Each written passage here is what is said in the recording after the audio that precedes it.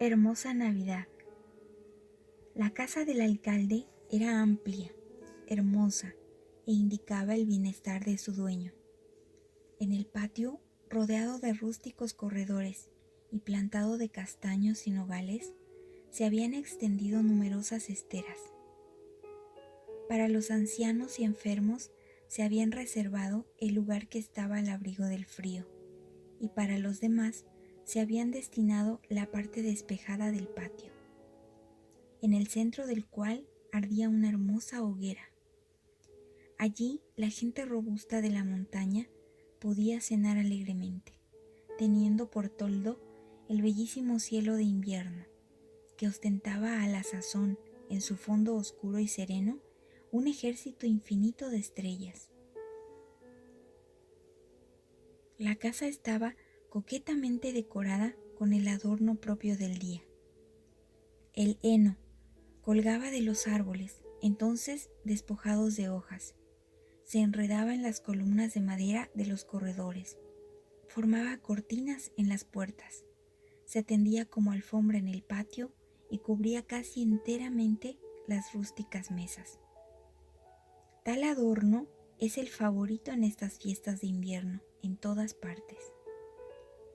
Parece que la poética imaginación popular lo escoge de preferencia en semejantes días para representar con él las últimas pompas de la vegetación.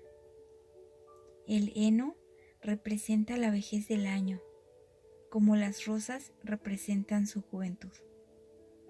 El alcalde, honrado y buen anciano, padre de una numerosa familia, labrador acomodado del pueblo, presidía la cena, como un patriarca de los antiguos tiempos.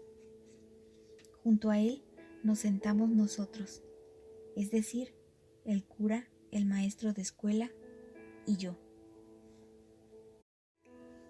La cena fue abundante y sana. Algunos pescados, algunos pavos, la tradicional ensalada de frutas a las que da color el rojo betabel, algunos dulces, un pudín hecho con harina de trigo, de maíz y pasas, y todo acompañado con el famoso pan blanco del pueblo. He ahí lo que constituyó ese banquete, tan variado en otras partes. Se repartió algún vino. Los pastores tomaron una copa de aguardiente a la salud del alcalde y del cura, y a mí me obsequiaron con una botella de jerez seco, muy regular por aquellos rumbos. Concluida que fue la cena, el maestro de escuela llamó por su nombre a uno de los niños, su alumno, y le indicó que recitara el romance de Navidad que había aprendido ese año. El niño fue a tomar lugar en medio de la concurrencia, y con gran despejo y buena declamación recitó lo siguiente. Repastaban sus ganados a las espaldas de un monte de la torre de Belén los soñolientos pastores. Alrededor de los troncos de unos encendidos robles que restallaban a los aires daban claridad al bosque. En los nudos rediles las ovejuelas se encogen, la escarcha en la hierba helada beben pensando que comen. No lejos, los lobos fieros con sus aullidos feroces desafían los mastines que a donde suenan responden. Cuando las oscuras nubes del sol coronado rompe un capitán celestial de sus ejércitos nobles, atónitos se derriban de sí mismo los pastores y por la lumbre de las manos sobre los ojos se ponen. Los perros alzan las frentes y las ovejuelas corren, unas por otras turbadas, con válidos desconformes. Cuando el nuncio soberano las plumas de oro descoge y enamorando los aires les dice tales razones. Gloria a Dios en las alturas, paz en la tierra a los hombres. Dios ha nacido en Belén en esta dichosa noche. Nació de una pura virgen, buscadle pues sabéis dónde, que en los brazos le hallaréis envuelto en mantillas pobres. Dijo, y las celestes aves, en un aplauso conformes, acompañando su velo, dieron al aire colores. Los pastores convocando, con dulces y alebres sones, toda la tierra derriban palmas y laureles nobles. Ramos en las manos llevan, y coronados de flores, por la nieve forman sendas, cantando alegres canciones. Llegan al portal dichoso, y aunque juntos le coronen, racimos de serafines quieren que el laurel le adorne. La pura y hermosa Virgen hallan diciéndole amores al niño recién nacido, que hombre y Dios tiene por nombre.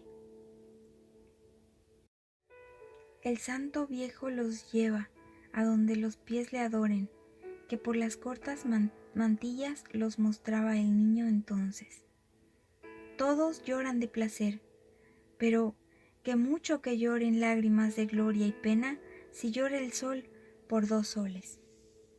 El santo niño los mira, y para que se enamoren, se ríe en medio del llanto, y ellos le ofrecen sus dones. Alma, ofrecedle los vuestros, y porque el niño los tome, sabed que se envuelven bien en telas de corazones. Todos aplaudieron al niño, y el cura me preguntó, ¿conoce usted ese romance, capitán? Francamente no, pero me agrada por su fluidez, por su corrección y por sus imágenes risueñas y deliciosas. Es del famoso Lope de Vega, capitán.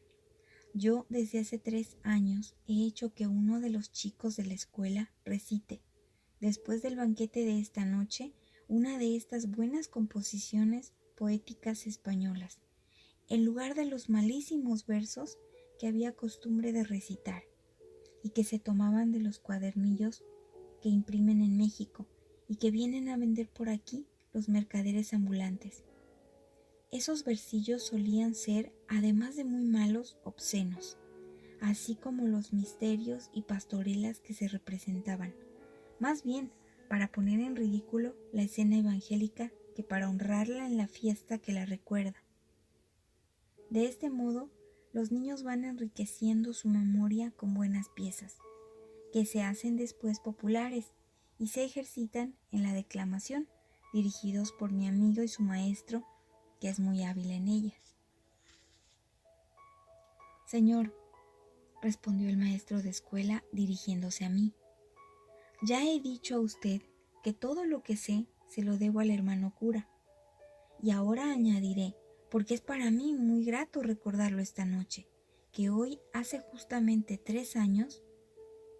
Permítame usted, hermano, que yo lo refiera, se lo ruego a usted, añadió contestando al cura que le pedía callarse. Hoy hace 3 años que iba yo a ser víctima del fanatismo religioso. Era yo un infeliz preceptor de un pueblo cercano, que habiendo recibido una educación imperfecta, me dediqué, sin embargo, por necesidad, a la enseñanza primaria, recibiendo en cambio una mezquina retribución de 12 pesos. Servía yo, además, de notario y cura y de secretario al alcalde, y trabajaba mucho, pero en las horas de descanso procuraba yo ilustrar mi pobre espíritu con útiles lecturas que me proporcionaba, ya sea encargando libros o adquiriéndolos de los viajeros que solían pasar, y que mirando mi afición me regalaban algunos que traían por casualidad. De este modo pasé 14 años y, como es natural, a fuerza de perseverancia, llegué a reunir algunos conocimientos que, por imperfectos que fuesen, me hicieron superior a los vecinos del lugar, que me escuchaban siempre con atención y a veces con simpatía, y participando de mis opiniones.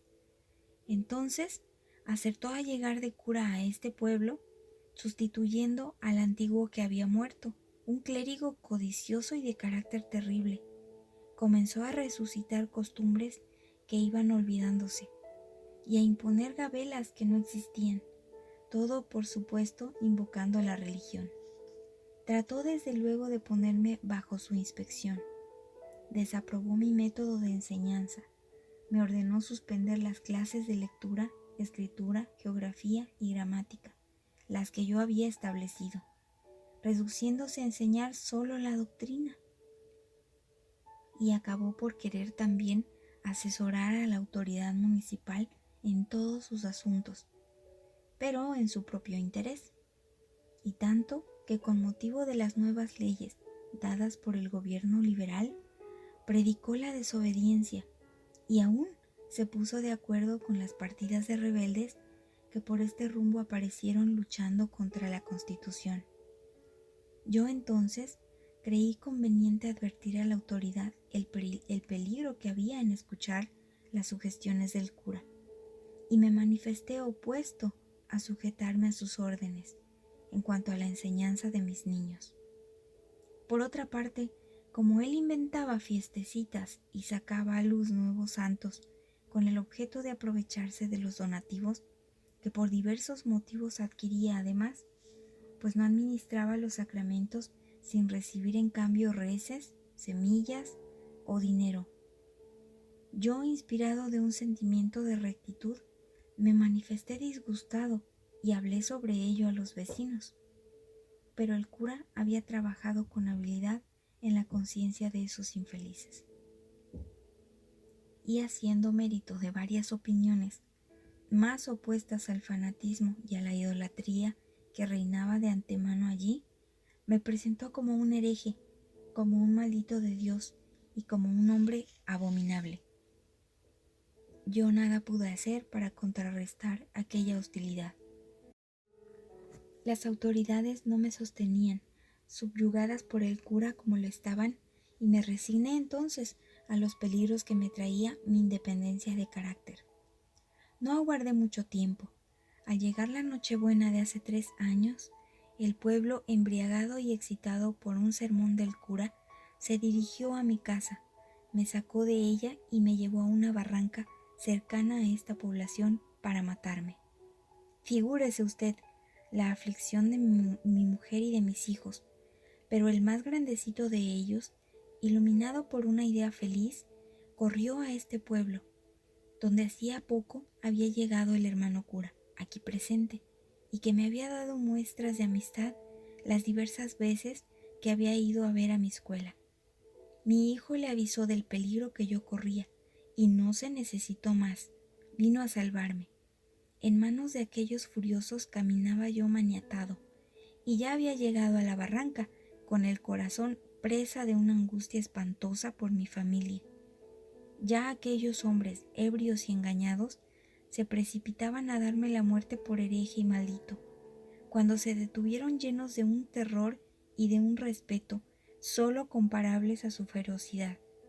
Iba a amanecer, y la indecisa luz de la madrugada alumbraba aquel cuadro de muerte, cuando de súbito se apareció en lo alto de una pequeña colina cercana un sacerdote, vestido de negro, que hacía señas y que se acercaba al grupo apresuradamente.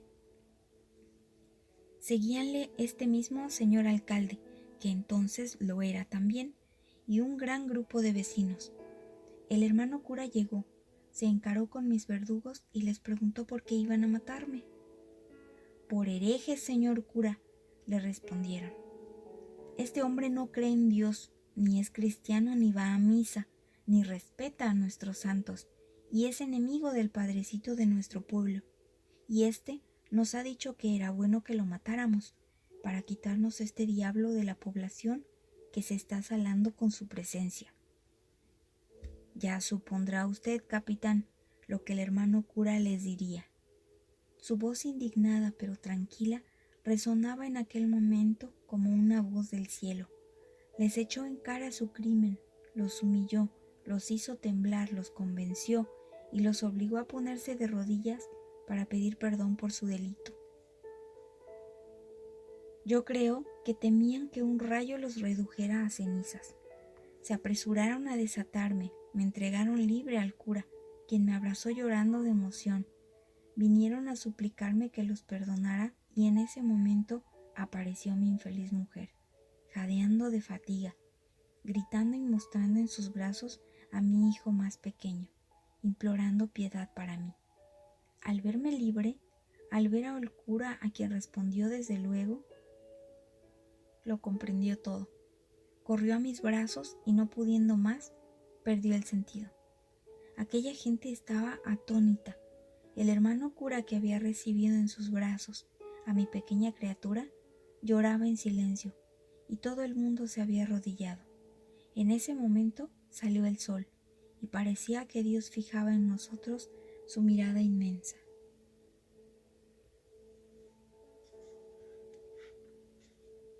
Ay, señor capitán, ¿cómo olvidar semejante noche? La tengo grabada en el alma de una manera constante, y si alguna vez he creído ver la sublime imagen de Jesucristo sobre la tierra, ha sido esa, en que el hermano cura me salvó a mí de la muerte, a toda una familia infeliz de la orfandad y a aquellos desgraciados fanáticos del infierno de los remordimientos.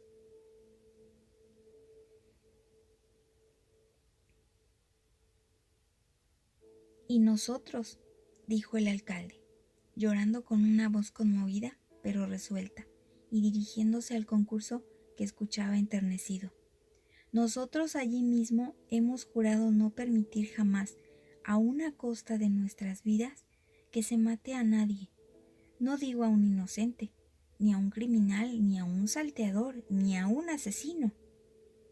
El hermano cura nos convenció para siempre de que los hombres no tenemos derecho de privar de la vida a ninguno de nuestros semejantes, de manera que si la ley manda justiciar a alguno por su delito, que ella lo haga, pero fuera de nuestro pueblo.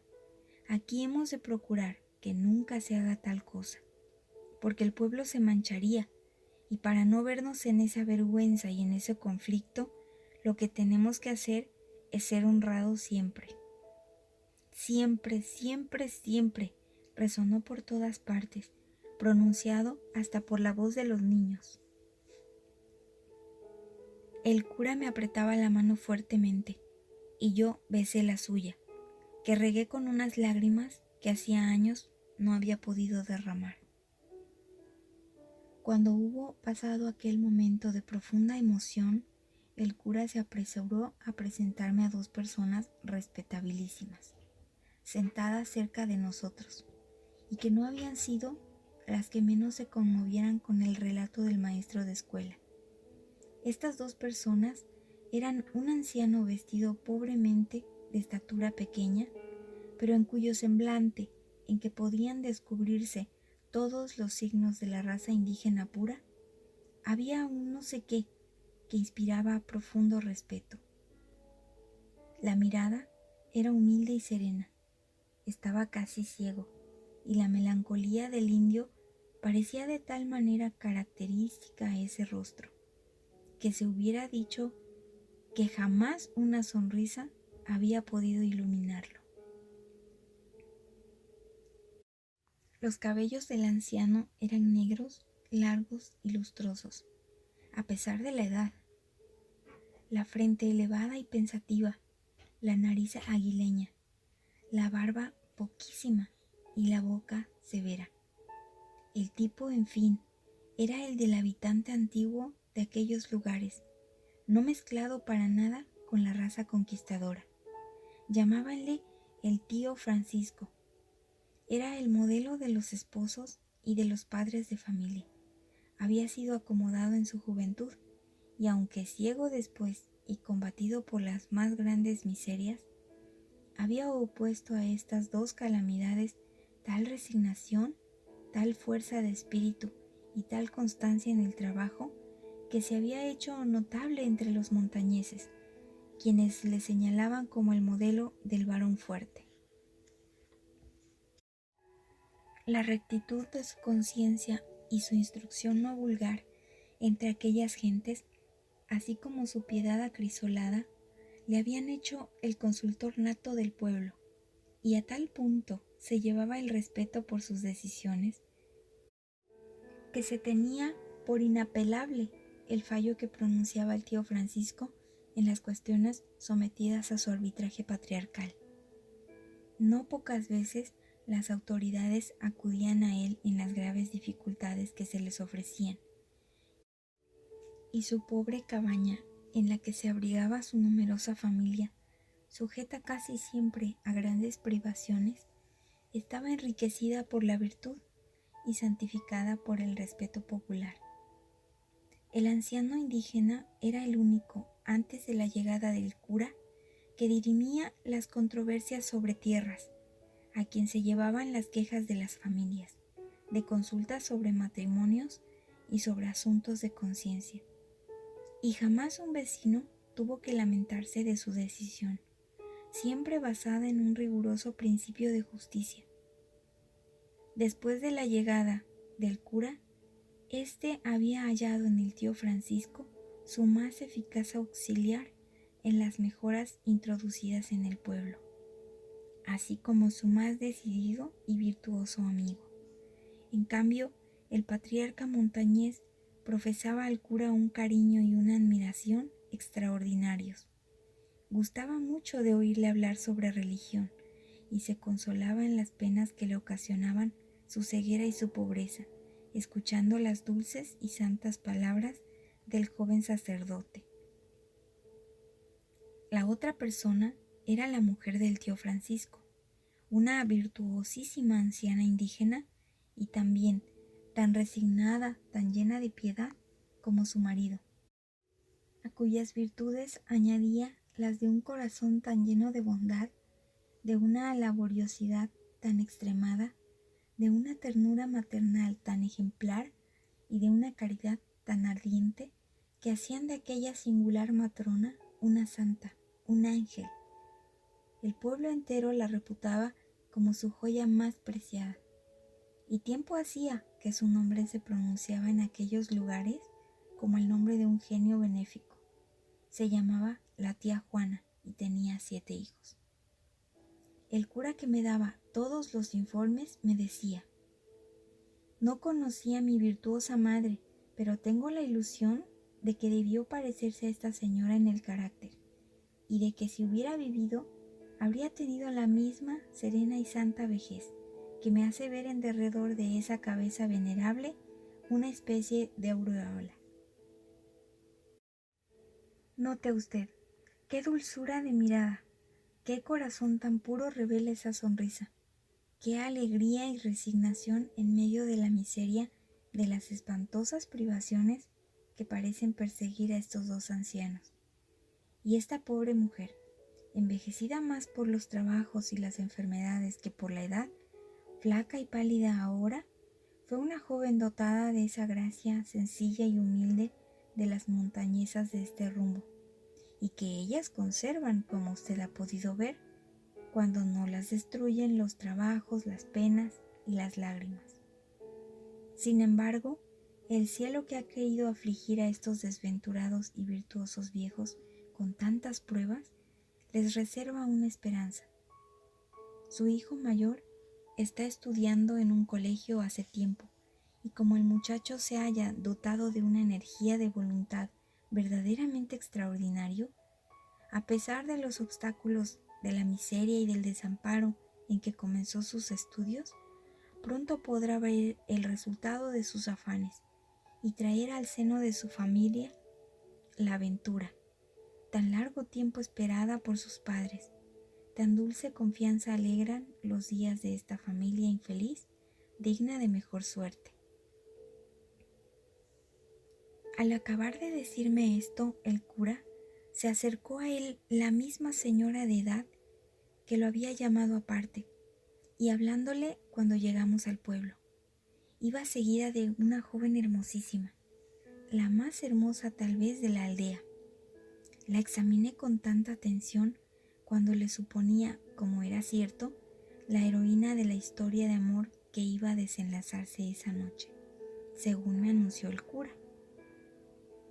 Tenía como 20 años y era alta, blanca, gallarda y esbelta, como un junco de sus montañas. Vestía una finísima camisa adornada con encajes, según el estilo de país, enaguas de seda de color oscuro.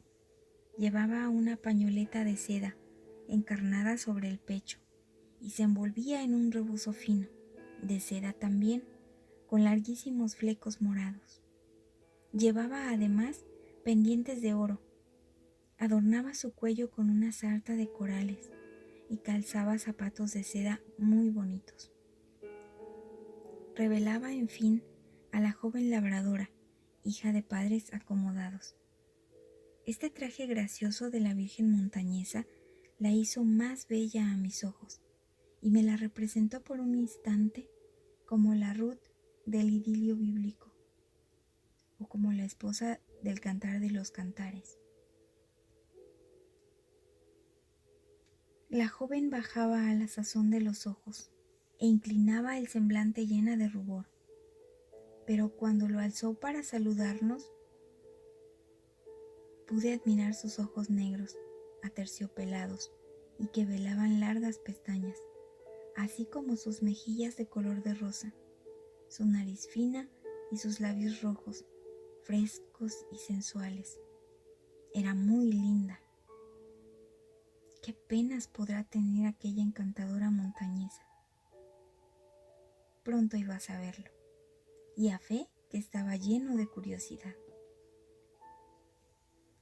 La señora mayor se acercó al cura y le dijo: «Hermano, usted nos había prometido que Pablo vendría y no ha venido». La señora concluyó esta frase con la más grande aflicción. «Sí, no ha venido», repitió la joven, y dos gruesas lágrimas rodaron por sus mejillas. Pero el cura se apresuró a responderles: «Hijas mías, yo he hecho lo posible y tenía su palabra, pero ¿acaso no está entre los muchachos?». «No, señor, no está», replicó la joven. «Ya lo he buscado con los ojos y no lo veo». «Pero Carmen, hija», añadió el alcalde, «no te apesadumbres. Si el hermano cura te responde, tú hablarás con Pablo». «Sí, tío, pero me había dicho que sería hoy, y lo deseaba yo, porque usted recuerda que hoy hace 3 años que se lo llevaron, y como me cree culpable, deseaba yo en este día pedirle perdón. Harto ha padecido el pobrecito». «Amigo mío», dije yo al cura, ¿podría usted decirme qué pena aflige a esta hermosa niña y por qué desea ver a esa persona? Usted me había prometido contarme esto y mi curiosidad está impaciente». «Oh, amigo, es muy fácil», contestó el sacerdote, «y no creo que ellas se incomoden. Se trata de una historia muy sencilla y que referiré a usted en 2 palabras, porque la sé por esta muchacha y por el mancebo en cuestión. Siéntense ustedes, hijas mías, mientras refiero estas cosas al señor capitán», añadió el cura, dirigiéndose a la señora y a Carmen, quienes tomaron un asiento junto al alcalde.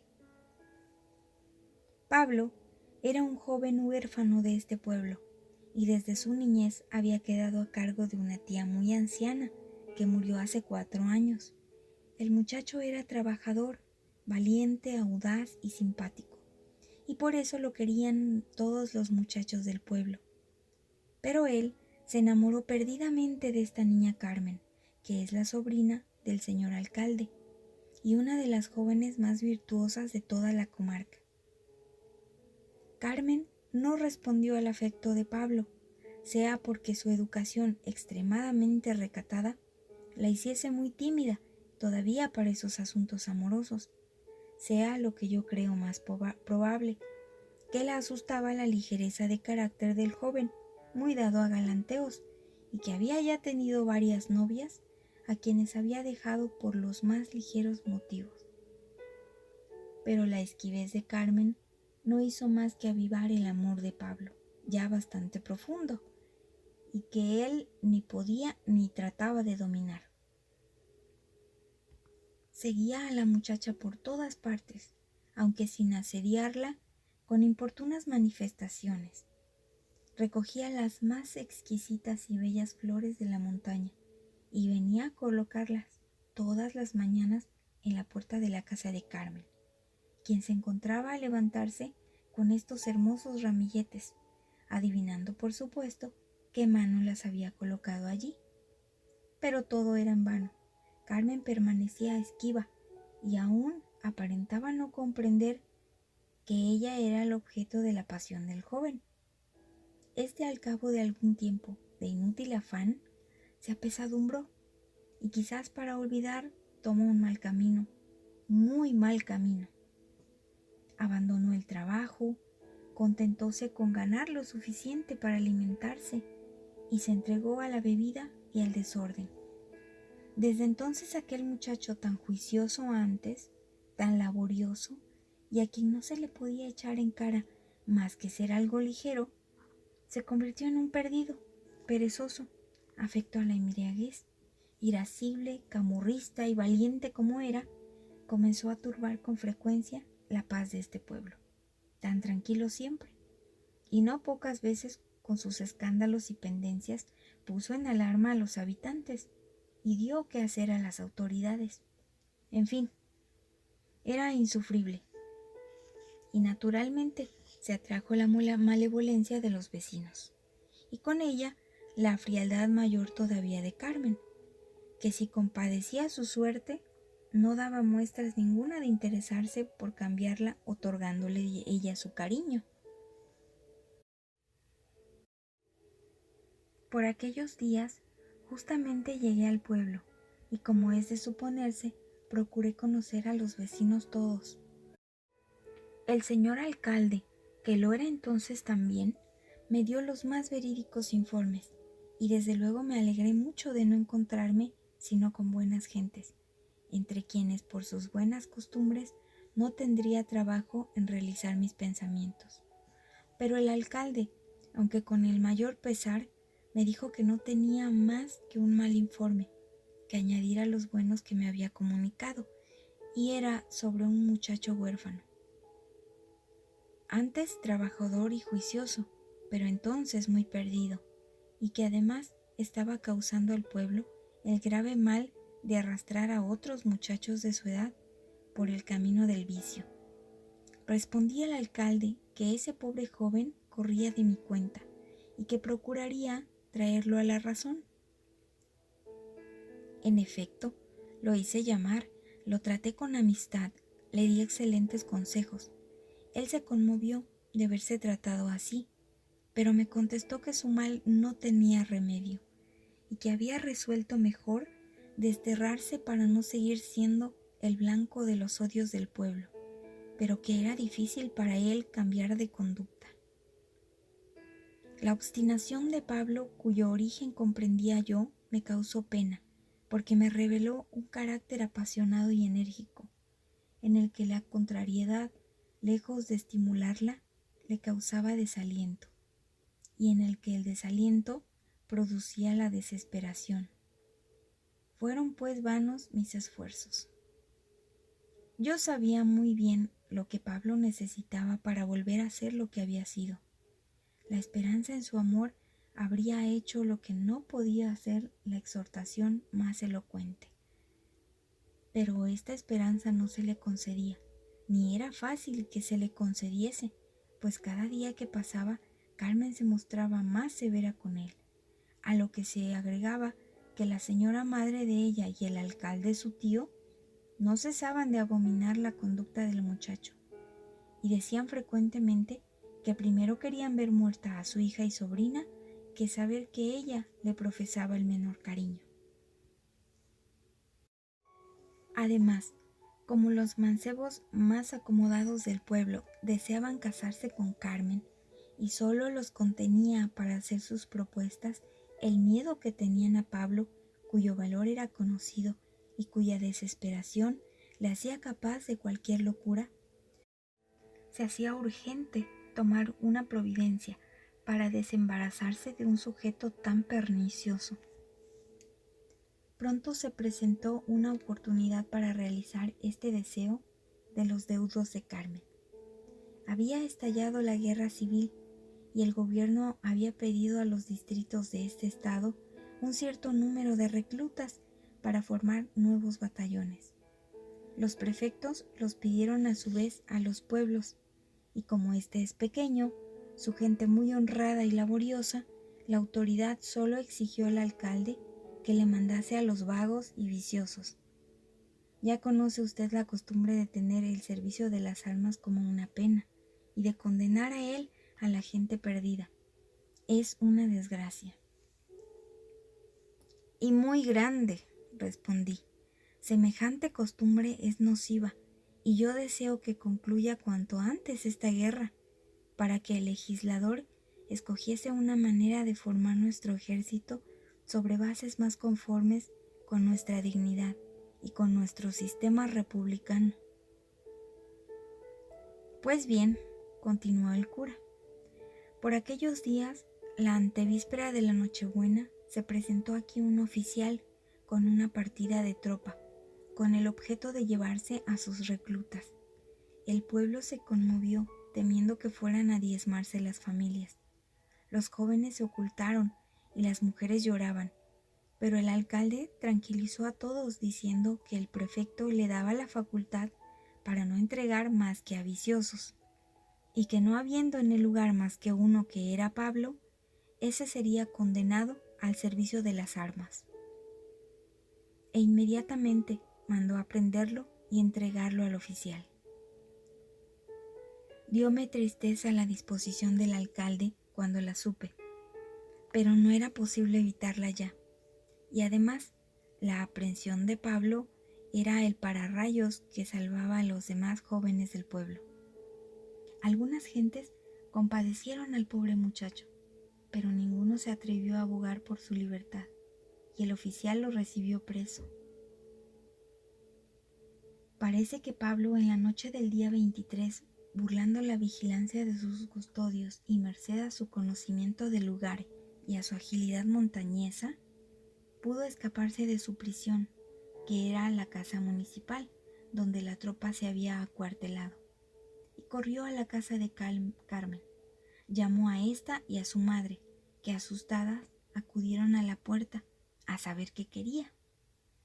Pablo dijo a la joven que así como había venido a hablarle, podía muy bien huir a las montañas, pero que deseaba saber ya en esos momentos muy graves para él si no podía abrigar esperanza ninguna de ser correspondido, pues en este caso se resignaría a su suerte e iría a buscar la muerte en la guerra.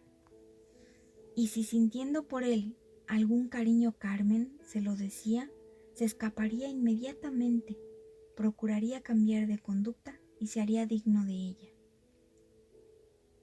Carmen reflexionó un momento, habló con su madre y respondió, aunque con pesar, al joven que no podía engañarlo, que no debía tener ninguna esperanza de ser correspondido, que sus parientes lo aborrecían, que ella no había de querer darles una pesadumbre reteniéndolo, particularmente cuando no tenía confianza en sus promesas de reformarse, porque ya era tarde para pensar en ello. Así es que sentía mucho su suerte, pero que no estaba en su mano evitarla. Oyendo esto, Pablo se quedó abatido, dijo adiós a Carmen y se alejó lentamente para volver a su prisión. «Ay, así fue», dijo Carmen sollozando. «Yo tuve la culpa de todo lo que ha padecido». «Pero, hija», replicó la señora, «si entonces era tan malo». Al día siguiente, continuó el cura, a las 8 de la mañana, el oficial salió con su partida de tropa, batiendo marcha y llevando entre filas y atado al pobre muchacho, que inclinaba la frente entristecido al ver que las gentes salían a mirarlo. «Adiós, Pablo», repetían las mujeres y los niños, asomándose a la puerta de sus cabañas. Pero él no oyó la voz querida, ni vio el semblante de Carmen entre aquellos curiosos. En la noche de ese día 24 se hizo la función de Nochebuena y se dispuso la cena en este mismo lugar, pero habiendo comenzado muy alegre, se concluyó tristemente, porque al llegar la hora de la alegría del baile y del bullicio, todo el mundo echó de menos al alegre muchacho, que aunque vicioso, era el alma por su humor ligero de las fiestas de pueblo. ¡Ay, pobrecito de Pablo! ¿En dónde estará a estas horas?, preguntaba la gente. ¿En dónde ha de estar?, respondió otro. En la cárcel del pueblo cercano, o bien desvelado por el frío y bien amarrado en el monte, donde hizo la jornada la tropa. No bien hubo oído Carmen estas palabras, cuando no pudo más y rompió a llorar. Se había estado conteniendo con mucha pena, y entonces no pudo dominarse.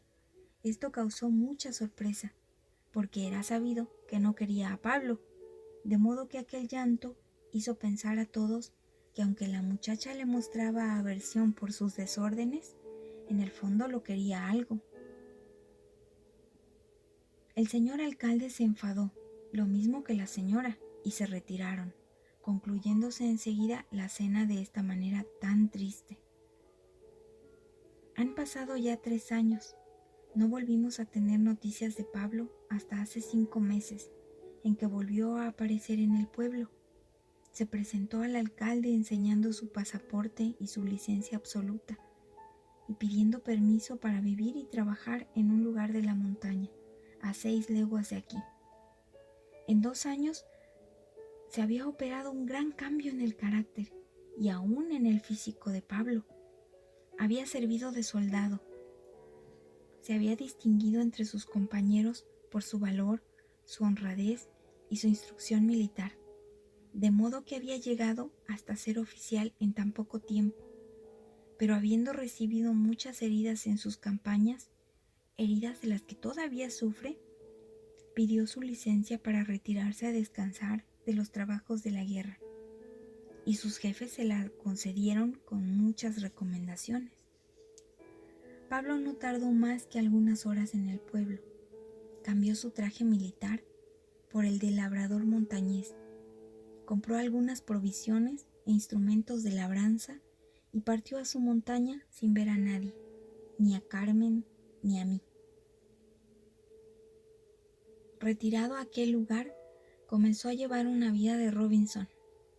Escogió la parte más agreste de las montañas, construyó una choza, desmontó el terreno y, haciendo algunas excursiones a las aldeas cercanas, se proporcionó semillas y cuanto se necesitaba para sus proyectos.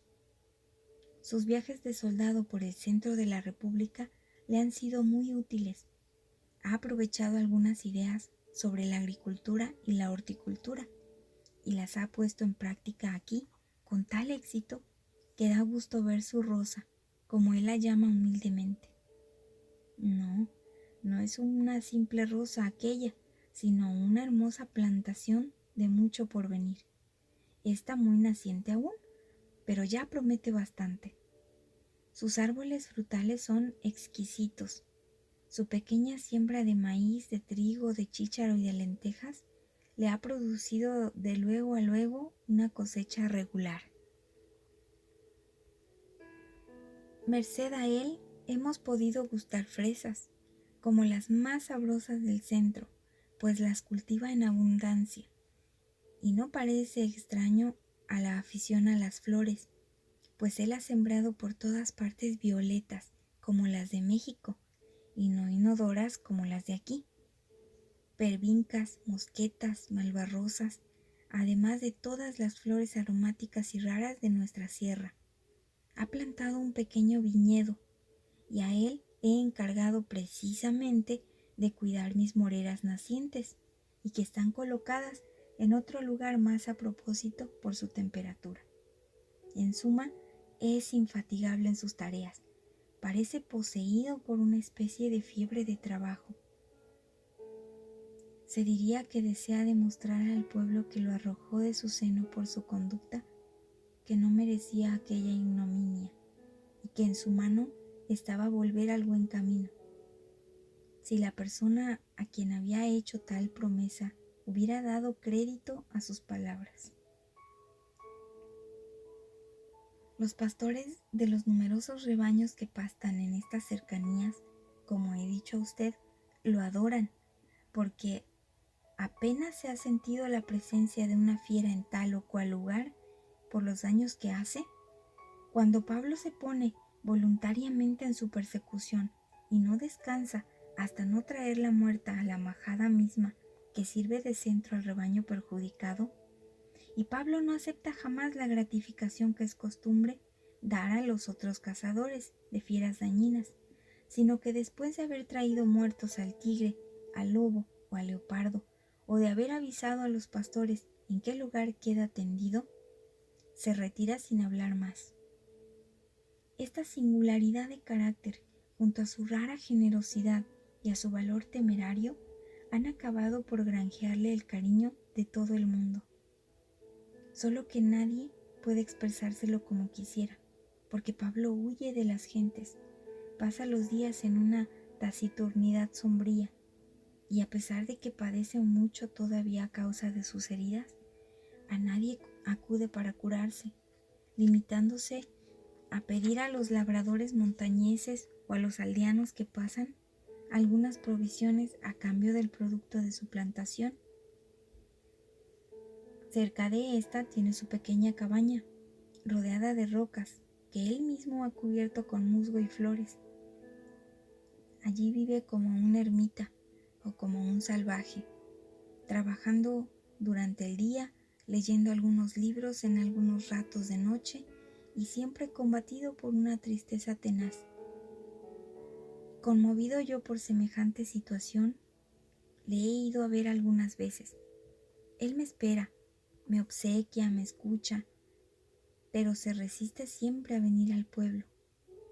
Un día, en que supe que estaba postrado y sufriendo a consecuencia de sus heridas y de la entrada del invierno, quise llevar conmigo a la señora madre de Carmen, para que esto le sirviese de consuelo. Pero él apenas nos divisó a lo lejos, huyó a lo más escabroso y escondido de la sierra, y no pudimos hacer otra cosa que dejarle algunas medicinas y provisiones, retirándonos llenos de sentimiento por no haberlo visto. Pero ese muchacho, interrumpí, va a acabar por volverse loco, llevando semejante vida, parecida a la que hacía Amadís. Es preciso sacarlo de ella. Indudablemente, contestó el cura. Eso mismo he pensado yo, y he puesto los medios para que termine. Usted habrá comprendido cuál debía ser el único eficaz, porque a mí no se me oculta que Pablo ha seguido amando a esta muchacha con más fuerza cada día. Solo que, altivo por carácter y resentido en lo profundo de su alma por lo que ha pasado, no puede ya pensar en el objeto de su cariño sin que la sombra de sus recuerdos venga luego a renovar la herida y a engendrarle esa desesperación que se ha convertido en una peligrosa melancolía. Pero en fin, esta niña, pregunté yo con una rudeza en que había mucho de curiosidad. Carmen no respondió, se cubría el rostro con las manos y sollozaba. Ah, entiendo, señor cura. Continúe, entiendo. Y ya era tiempo, porque la suerte de ese infeliz amante me iba afligiendo de una manera como usted me concederá también, repuso el cura. Yo no podía hacer otra cosa, aun conociendo la verdadera pena de Pablo, que aguardara mi vez, porque por nada de este mundo hubiera querido hablar a Carmen de los sentimientos del joven. Temía ser la causa de que esta sensible y buena muchacha se resolviera a hacer un sacrificio por compasión hacia Pablo, o bien que llegase a tenerle un poco de cariño originado por la misma compasión. Usted, capitán, en su calidad de hombre de mundo, estimará desde luego el valor que podría tener un amor de compasión. Nada hay más frágil que esto, y nada que acarree más desgracias a los corazones que aman. Yo deseaba saber si Carmen había amado a Pablo antes y a pesar de sus defectos, aunque lo hubiera ocultado aún a sí misma por recato y por respeto a la opinión de sus parientes. Si no hubiera sido así, yo deseaba al menos que hoy lo amara, convencida de sus virtudes y estimando en lo que vale su noble carácter, un poco fiero, es verdad, pero digno y apasionado siempre. Mientras yo no supiera esto, me parecía peligrosa toda gestión que hiciera para favorecer a mi protegido, y ni a éste dije jamás una sola palabra de ello, como él tampoco me dejó conocer nunca, ni en la menor expresión, el verdadero motivo de sus padecimientos y de su soledad. Hice bien en esperar. El amor, el verdadero amor, el que por más obstáculos que encuentre llega por fin a estallar, vino pronto en mi auxilio. Un día, hace apenas 3, el señor alcalde vino a verme a mi casa, me llamó aparte y me dijo: «Hermano cura, necesitamos mi familia y yo de la bondad de usted, porque tenemos un asunto grave y en el que se juega tal vez la vida de una persona que queremos muchísimo». «Pues, ¿qué hay, señor alcalde?», le pregunté asustado. «Ay, hermano cura, que la pobre Carmen, mi sobrina, está enamorada, muy enamorada, y ya no puede disimularlo, ni tener tranquilidad. Está enferma, no tiene apetito, no duerme, no quiere hablar». «¿Es posible?», pregunté yo alarmadísimo, porque temí una revelación enteramente contraria a mis esperanzas. «¿Y de quién está enamorada Carmen, si puede decirse?». «Sí, señor, puede decirse, y a eso vengo precisamente. Ha de saber usted que cuando Pablo, ya sabe usted, Pablo el soldado, la pretendía hace algunos años, mi hermana y yo, que no queríamos al muchacho por desordenado y ocioso, procuramos, sin embargo, averiguar si ella le tenía algún cariño, y nos convencimos de que no le tenía ninguno, y de que le repugnaba, lo mismo que a nosotros. Por eso yo me resolví a entregarlo a la tropa, pues de ese modo quitábamos del pueblo a un sujeto nocivo y libraba yo a mi sobrina de un impertinente. Pero usted se acordará de aquella misma Nochebuena en que, al hablar de Pablo en mi casa, cuando estábamos cenando, Carmen se echó a llorar. Pues bien, desde entonces su madre se puso a observarla día a día, y aunque de pronto no le consiguió nada extraordinario, después se persuadió de que su hija quería al mancebo. Y se persuadió porque Carmen no quiso nunca oír hablar de casamiento, ni dio oídos a las propuestas que le hacían varios muchachos honrados y acomodados del pueblo. Cuando se hablaba de Pablo, Carmen se ponía descolorida, triste, y se retiraba a su cuarto. Y en fin, no hablaba de él jamás, pero parece que nunca lo olvidó, nunca. Y así ha pasado todo este tiempo, pero desde que volvió Pablo, mi sobrina ha perdido enteramente la tranquilidad. El día en que supo que estaba aquí, todos advertimos su turbación, aunque no sabíamos bien si era la alegría o el susto o la sorpresa lo que la había puesto así. Después, cuando ha sabido la clase de vida que hace Pablo en la montaña, suspiraba y a veces lloraba, hasta que por fin mi hermana se ha resuelto ahora a preguntarle con franqueza lo que tiene y si quiere a ese mancebo. Carmen le ha respondido que sí lo quiere, que lo ha querido siempre y que por eso se halla triste, pero que cree que Pablo la ha de aborrecer ya, porque la ha de considerar como la causa de todos sus padecimientos. Y eso lo indica en no querer venir al pueblo, ni verla para nada. Que ella desearía hablarle, solo para pedirle perdón si lo ha ofendido, y para quitarle del corazón esa espina, pues no estará contenta mientras él tenga rencor. Esto es lo que pasa, hermano. Y ahora vengo a rogar a usted que vaya a ver a Pablo y lo obligue a venir con el pretexto de la cena de pasado mañana, para que Carmen le hable y se arregle alguna otra cosa si es posible. Y si el muchacho todavía la quiere, porque yo tengo miedo de que mi sobrina pierda la salud si no es así. Ya usted comprenderá, capitán, mi alegría, ni preparado por mí, hubiera salido mejor. Aproveché una salida del pueblo para una confesión. Corrí a la montaña, vi a Pablo, le insté para que viniera y me lo ofreció. Extraño mucho que no haya cumplido. Al decir esto el cura, un pastor atravesó el patio y vino a decir al cura y al alcalde que Pablo estaba descansando en la puerta del patio, porque habiendo estado muy enfermo y habiendo hecho el camino muy poco a poco, se había cansado mucho. Un grito de alegría resonó por todas partes. El alcalde y el cura se levantaron para ir al encuentro del joven. La madre de Carmen se mostró muy inquieta y ésta se puso a temblar, cubriéndose su rostro de una palidez mortal.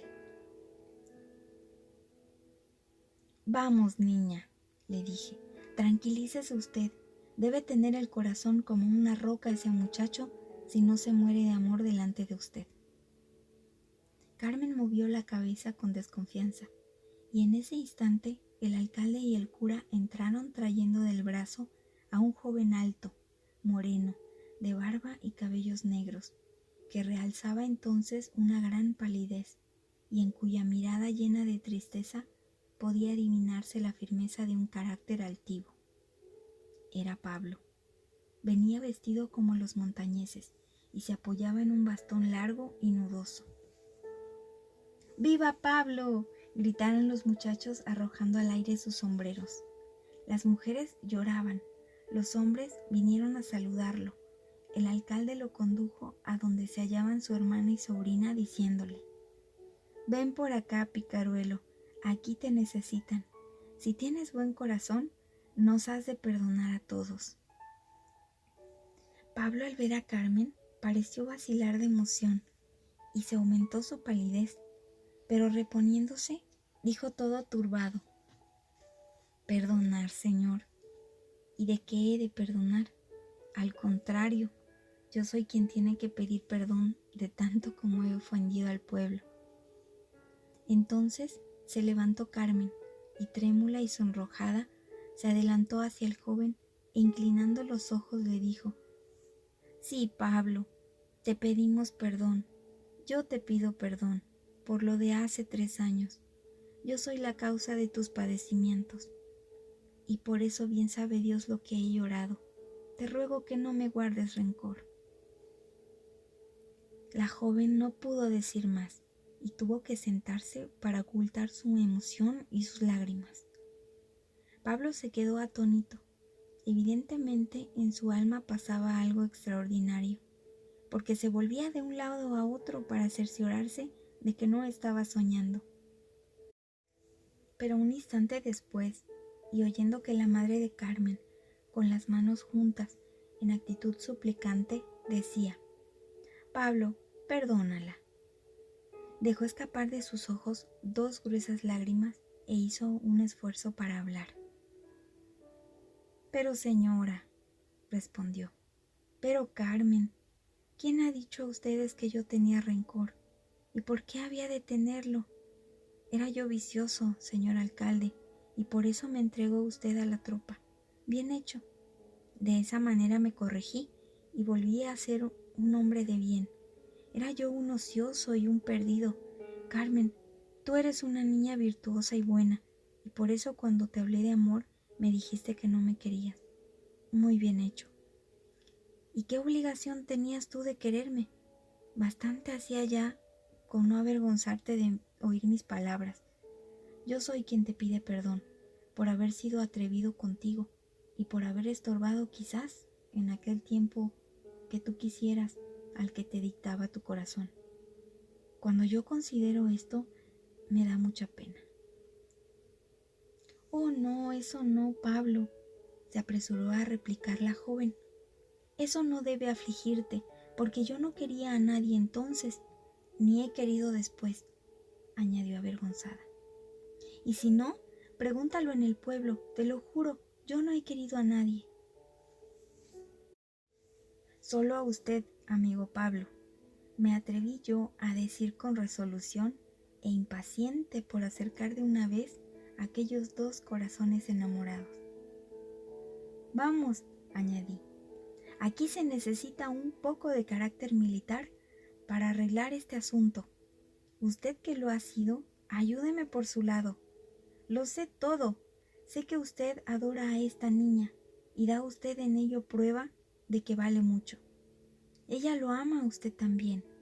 Y si no, que lo digan esas lágrimas que derrama y esos padecimientos que ha tenido desde que usted se fue a servir a la patria.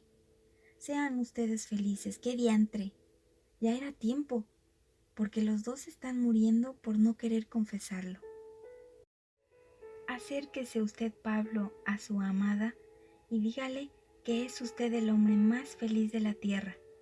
Aparte usted esas manos, hermosa Carmen, y deje a este muchacho que lea en esos lindos ojos todo el amor que usted le tiene, y que el juez y el señor cura se den prisa por concluir este asunto.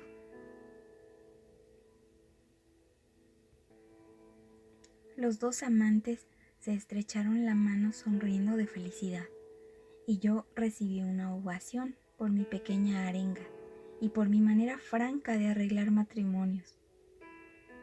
Los pastores cantaron y tocaron alegrísimas sonatas en sus guitarras, zampoñas y panderos. Los muchachos quemaron petardos y los repiques a vuelo con que ese día se anuncia el toque del alba, invitando a los fieles a orar en las primeras horas del gran día cristiano.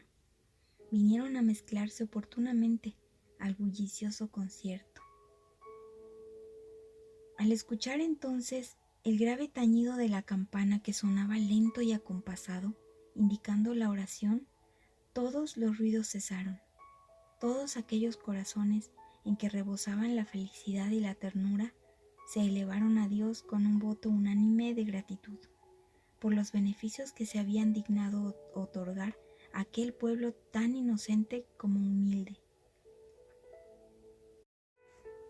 Todos oraban en silencio, y el cura prefería esto, por ser más conforme con el espíritu de sinceridad que debe caracterizar el verdadero culto, y dejaba que cada cual dirigiese al cielo la plegaria que su fe y sus sentimientos le dictase, aunque sus labios no repitiesen ese guirigay muchas veces incomprensible que los devocionarios enseñan, como si la oración, es decir, la sublime comunicación del espíritu humano con el Creador del universo, pudiese sujetarse a fórmulas. Así pues, todos, ancianos, mancebos, niños y mujeres, oraban con el mayor recogimiento. El cura parecía absorto, derramaba lágrimas y en su semblante honrado y dulce había desaparecido toda sombra de melancolía, iluminándose con una dicha inefable.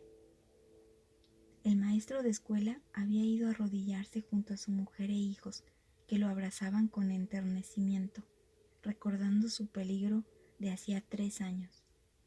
El alcalde, como un patriarca bíblico, ponía las manos sobre la cabeza de sus hijos, agrupados en su derredor. El tío Francisco y la tía Juana también, en medio de sus hijos, murmuraban llorando su oración.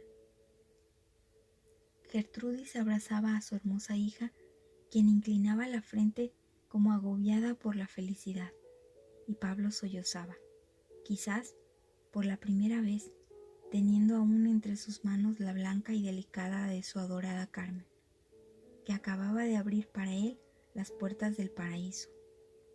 Yo mismo olvidaba todas mis penas y me sentía feliz, contemplando aquel cuadro de sencilla virtud y de verdadera y de modesta dicha, que en vano había buscado en medio de las ciudades opulentas y en una sociedad agitada por terribles pasiones. Cuando concluyó la oración del alba, la reunión se disolvió. Nos despedimos del digno alcalde y de los futuros esposos, quienes se quedaron con él a concluir la velada. así como otros muchos vecinos, y nos fuimos a descansar, andando apresuradamente, porque a esa hora, como era regular en aquellas alturas durante el invierno, la nieve comenzaba a caer con fuerza, y sus copos doblegaban ya las ramas de los árboles, cubrían los techos pajizos de las cabañas y alfombraban el suelo por todas partes. Al día siguiente aún permanecí en el pueblo, que abandoné el día 26, no sin estrechar contra mi corazón a aquel virtuosísimo cura a quien la fortuna me había hecho encontrar y cuya amistad fue para mí de gran valía desde entonces. Nunca, y usted lo habrá conocido por mi narración, he podido olvidar aquella hermosa Navidad pasada en las montañas. Todo esto me fue referido la noche de Navidad de 1871 por un personaje hoy muy conocido en México y que durante la Guerra de Reforma sirvió en las filas liberales. Yo no he hecho más que trasladar al papel sus palabras.